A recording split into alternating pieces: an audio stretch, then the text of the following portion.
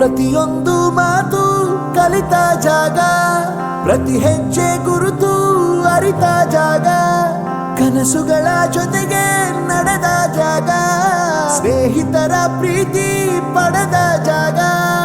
ಎಲ್ಲರೂ ಒಂದೇ, ಇಲ್ಲಿ ಮೇಲೂ ಕೀಳಿಲ್ಲ, ಜ್ಞಾನದ ಹಸಿರಿದ್ದಾಗ ಮೊದಲು ಕೊನೆಯಿಲ್ಲ.